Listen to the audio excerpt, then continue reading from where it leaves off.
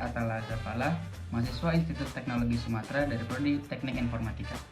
Pada hari ini, saya dan kelompok saya akan membahas tentang hukum Bernoulli. Hukum Bernoulli, apaan sih itu? Penasaran nggak sih? Kayaknya asik. Penasaran juga nggak sama alat yang bakal kita bikin? Oke, sebelum itu, akan kita bahas dulu deh apa sih hukum Bernoulli itu. Dalam dinamika fluida, hukum Bernoulli menyatakan bahwa energi mekanik total dari fluida tak terkompres dan encer itu konstan sepanjang streamline. Streamline adalah garis-garis aliran fluida imajiner yang posisinya selalu sejajar dari titik awal aliran. Nah, hukum Bernoulli ini menunjukkan adanya hubungan antara pengaruh tekanan, kecepatan, gravitasi, dan menyatakan bahwa kecepatan aliran akan naik jika tekanan berkurang. Jadi udah disebutin hukum Bernoulli-nya ya. Nah, kira-kira siapa sih penemunya?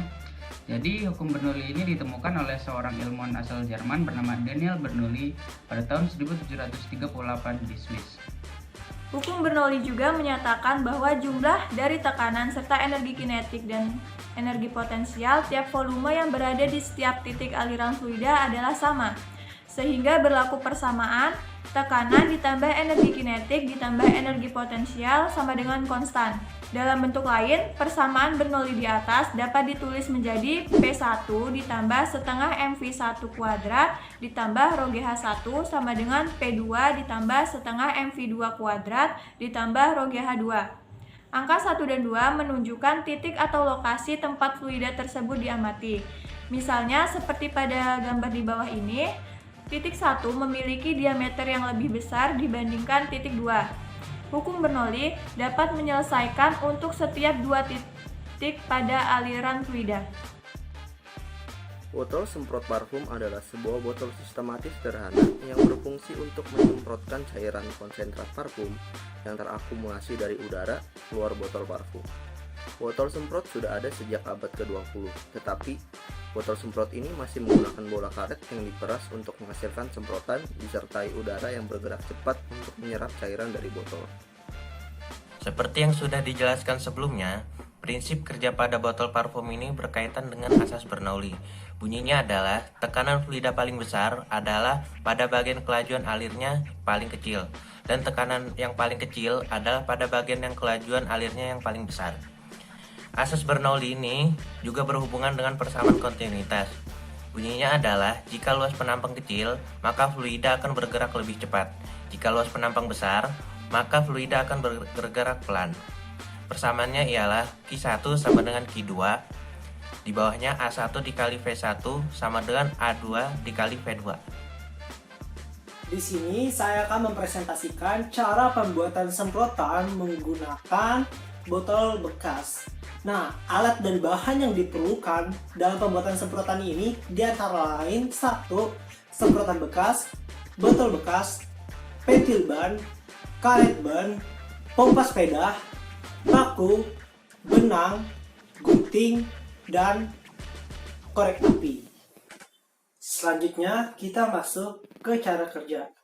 Untuk yang pertama, kita perlu melubangi bagian atas botol menggunakan paku yang telah dipanaskan menggunakan korek api.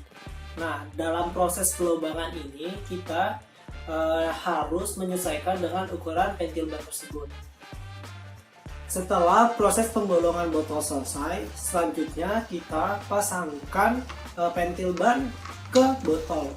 Di sini saya menggunakan bantuan media benang dalam pemasangan pentil ban tersebut. Setelah pemasangan pentil ban pada botol selesai, kita tambahkan karet ban yang sudah dilubangi menggunakan gunting. Nah, lubang pada karet ban ini kita sesuaikan dengan ukuran pentil ban guna memperkuat fondasi dari pentil ban yang menempel pada botol.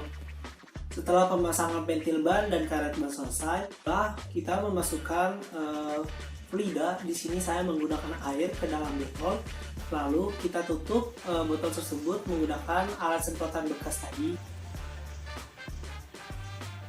Dan selanjutnya adalah kita tambahkan angin ke dalam botol menggunakan pompa ban sepeda. Untuk mekanisme kerjanya sendiri, di dalam alat penyemprot ini memiliki dua pipa. Nah, pipa yang pertama itu pipa yang berpapasan langsung dengan fluida. Nah, di dalam pipa yang pertama ini, dia mempunyai kecepatan angin yang rendah dan tekanan yang tinggi. Sehingga ketika tuas semprotan ini ditekan, maka fluida yang ada di dalam semprotan ini akan naik ke atas dan akan melanjutkan perjalanannya ke pipa yang kedua atau saluran yang kedua yang ada di ujung semprotan. Nah, pipa yang kedua ini atau saluran yang kedua ini dia itu berpapasan langsung dengan lingkungan, sehingga ini menyebabkan di dalam pipa yang kedua ini mempunyai kecepatan angin yang tinggi dan tekanan yang rendah. Maka dari itu ketika ditekan, maka fluida yang terangkat tadi akan lanjut ke pipa kedua, dan pipa kedua akan menyemburkan fluida yang terdapat di semprotan ini ke lingkungan. Duar. Nah, tadi kita udah jelasin nih sama Martin cara membuat alat yang menerapi hukum Bernoulli, yaitu alat penyemprot sederhana. Nah, sekarang saya akan menjelaskan tentang kelemahan dari alat penyemprot yang kita bikin ini. Kelemahannya yaitu kurangnya aliran angin yang masuk ke dalam botol. Kenapa bisa?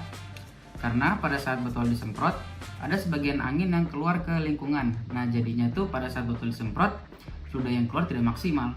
Oke, kan tadi udah dijelasin nih dari awal definisi hukum Bernoulli itu apa, penemunya siapa, mekanisme kerjanya gimana, persamaannya kayak gimana. Terus tadi yang terakhir ada juga kelemahan dari alat yang kita buat ini apa juga. Nah, semoga materi yang kita berikan dalam video ini bermanfaat bagi para penonton. Sekian dari kami. Wassalamualaikum warahmatullahi wabarakatuh.